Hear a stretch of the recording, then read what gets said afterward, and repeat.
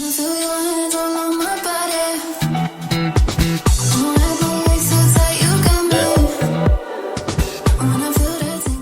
morning, welcome back. Today I'm attempting to have an at-home workout / productive work day. So I wanted to actually do my makeup. I'm still like sick. I've been really sick for about a week and I'm feeling better, like enough where I feel like I can do a sit down style video and not cough my entire way through it and or have to blow my nose so much that my makeup is gonna come off. So we'll see how that goes, but I want to put on a bright outfit because it's rainy all day, all week actually, and I feel like it'll look really pretty in my workout content today and it will uplift my mood and my spirits. This Perry set actually from Gymshark, I'm going for like a halter. Here we go. I love this. They need to bring out some more colors in these sets because they're my absolute favorite. And I have them in their flare bottoms, but I think I'm going to go for the leggings and then turn them into the capris, do that little hack that I showed you guys. Dang, I should go to the gym. Tomorrow's Memorial Day and I just know it's going to be so packed in there. I can't even imagine what the crowds are going to be like. But I showed y'all this hack in my last video. Love this powder. Honestly, a little goes a long way. And then the bronzer I've been using, I'm a little bit more tan now because I went to the beach this past week, but I really like the Dior. There's not the best shade range, but if you can find one with a good undertone, I definitely recommend it. You get a lot and the compact is super cute. And I just like to have a glowy face. I find that this looks really good. It also has a slight fragrance to it, but I think it smells really good. But I will use this on my nose. I don't really do eyeshadow or I don't do too much. This is like my everyday gym makeup, so it needs to be quick. And I just need to feel put together so I can get out of the door. And now that I'm doing all this, I'm like, I wish I could go to the gym today. I mean, I can, but I don't want to get people sick. So I use that, and then my blush is what I really love. This one is a NARS blush. It might be old. I know they reformulated it. It's called Savage, but if you can find something that's almost like a burnt reddish bronzer, I don't know, it just looks so good. I'll try to link one similar, I think from YSL. The coloring of this just looks so sun-kissed if you have medium skin. I used to use a peachy blush and I just find this one, like the reddish undertone, it's a little bit deeper. It just flatters my skin a little bit better. So love this. I'll have to look online to see if they still sell it, maybe in a new formulation, but I'm pretty sure they got rid of it. My highlighter, I love this. It's been an OG for me for like ever. It's the Smashbox X Becca, which you can't really see. It's a gold base, which I find really flatters, again, my medium skin tone, and it just adds such a glow to my skin. I definitely need to pick up a new highlighter soon. But I really want to get my money's worth out of this because a little bit of this, any highlight honestly does go a very long way. So like I said, I don't do eyeshadow, but I'll just take some of my bronzer on the same brush and just pop it in my crease to warm it up a bit. Lip line.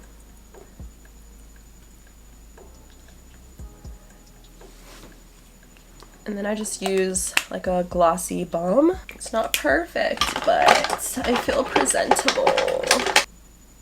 And then I'm just gonna set with this Urban Decay. Definitely went in my eyeball. Quick makeup routine.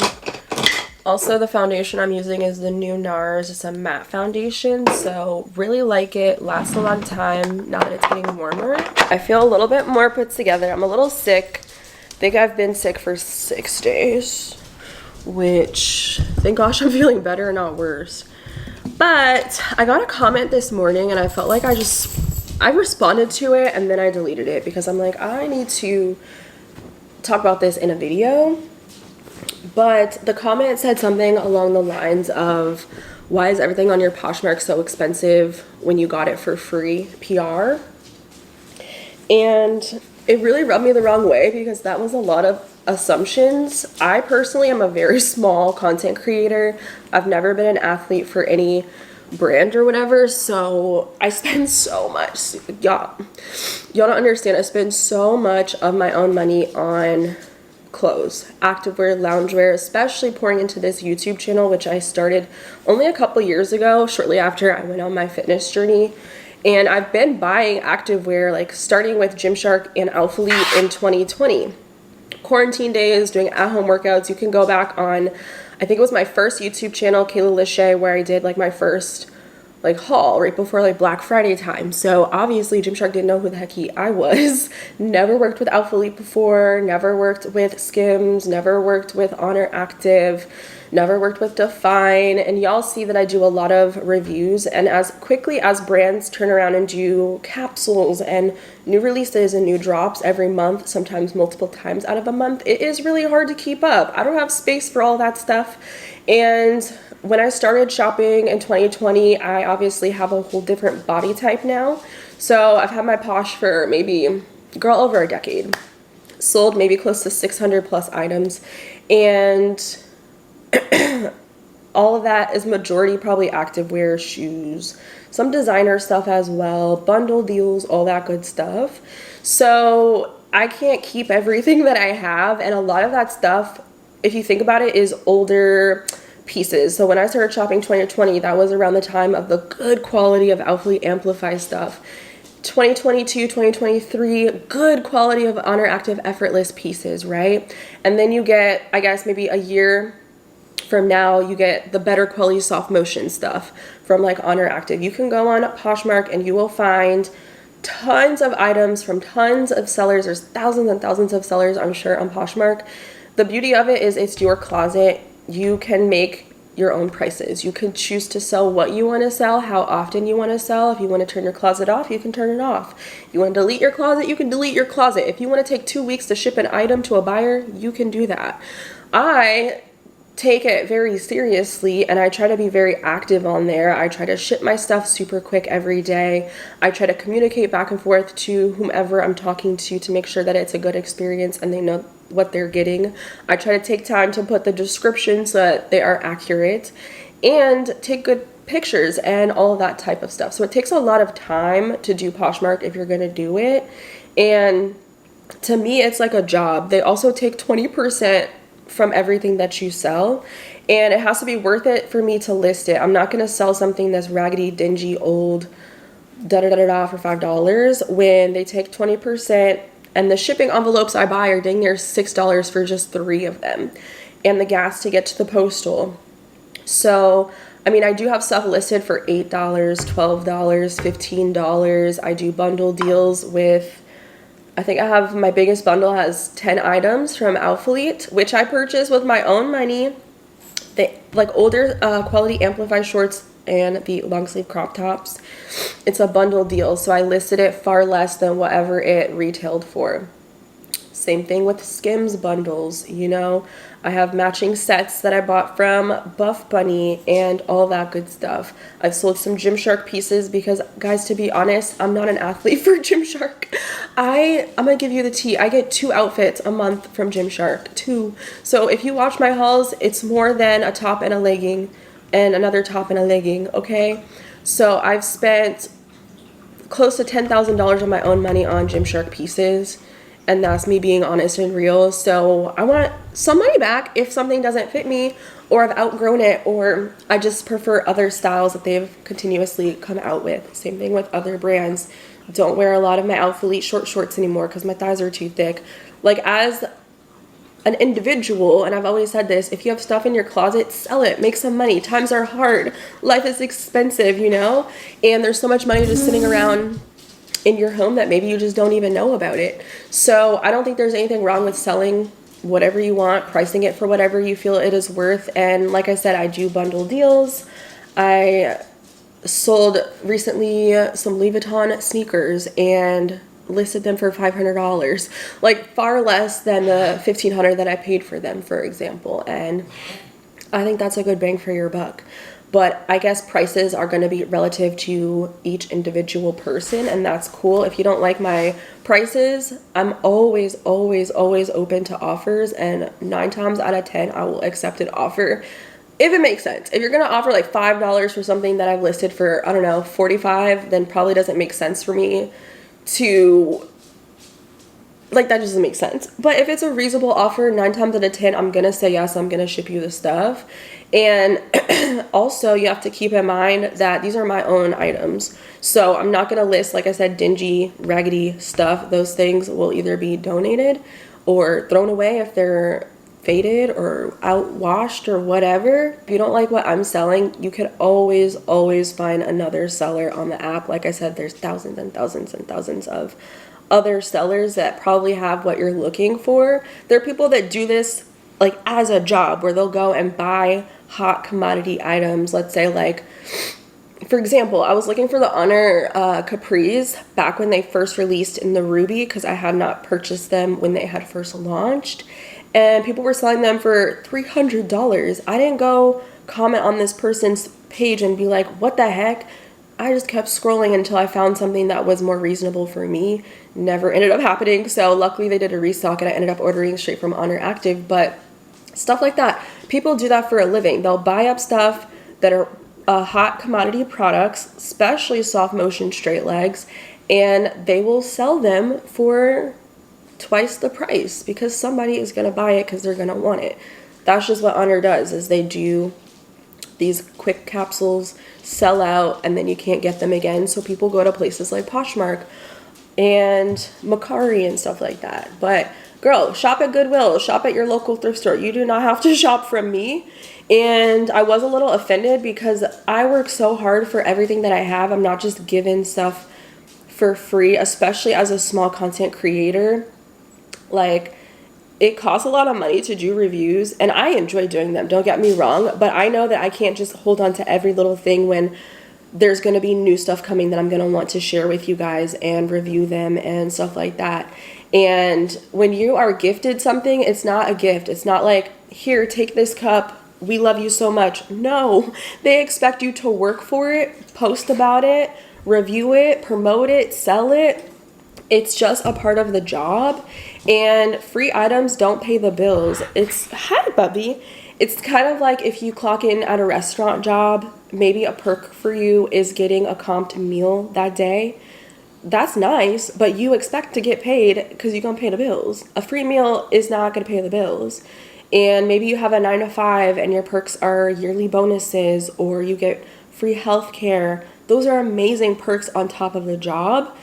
Sometimes I don't even get paid, especially in today's economy. Like, nobody comes for the CEO of Goodwill. So it's just like, dang, like, why are you attacking me? So that's why I felt like I kind of needed to come on the video and reply to that comment, because it really didn't make me feel too good this morning. And I low-key don't even feel like vlogging today, but I have so much stuff I have to do. I'm still getting sick, so that's why I feel like I'm kind of behind on my work stuff, but I wanted to start doing some like at-home style workout videos for short form, and I'm trying to figure out how I can do it in this video because I'm obviously sick and I'm trying to mask this cough that I have. So trying to actively work out while talking through the movements might be a little challenging. So maybe I'll do a voiceover and talk over what I'm doing for that portion, because I still have this annoying cough, but I feel better. But anyway, that's just my chat for this morning. Sorry if you think that my stuff is expensive. Like, I just know what it's worth versus the quality of things now. And maybe she was referring to the bundle deals, you know. I could see if you don't want to buy 10 items for $300, that's fine, don't buy it. But I don't want to list things individual because I don't have time to sit up here and wait for them to sell. People are selling Unified for $90, and they're like, that's literally what people do. It's the resale market. Think about Nikes and like the Jordans. Like, that's just what people do. And again, I could see why people are listing these. This is not my closet. This is just a general search. Why they're listing these capris that just dropped for $95. Probably because they take their 20% from the app. Straight legs, $100. $99 for this. Like, you could see a theme here. I sold 2 like new Skims pajamas from the Soft Lounge, which are so expensive. They're dang near $100 each for $100, and they still took their 20%. So I think that is a good bang for your buck. Amazon set, 20 bucks. Like, $10 Outfleet bra. Like, Louis Vuitton shoes, 500 bucks. I paid $1,300, and they still took $100 off for the app's portion. So I think there's some good bangs for your buck if you ask me, but I guess it's all relative to person. $10 tank, $15 leggings, $15 shorts. There is Balenciaga because that's designer, but that's still listed way less than the $500. And a fully leather bag, less than what it costs for. And honestly, I'm selling this. I hope someone buys it because I can't wear it. The one time I wore it, it's so sad, was to my grandpa's funeral, and every time I look at it, it reminds me of that day. So I cannot keep that in my closet. Like, it's literally good condition stuff that I just can't keep in my house. I have no space for it, or I don't desire to keep it anymore. Things that don't fit. Honor Active, OG joggers from the Classic Lounge I just told y'all about that are way better than the foundations because they don't pill like that new stuff. Excuse me. Hi, baby. So, Buff Bunny workout set, $100 for a matching bra and leggings in older colors, never wore. Also, Lazuli scrunch, don't exist anymore, so I have a whole bundle for $180 when they retail for $228. I think that's a good deal. 1, 2, 3, 4 for 5 leggings that are like new. I don't know. Am I tripping? Like, am I supposed to list it for $5 each? Like, I don't know.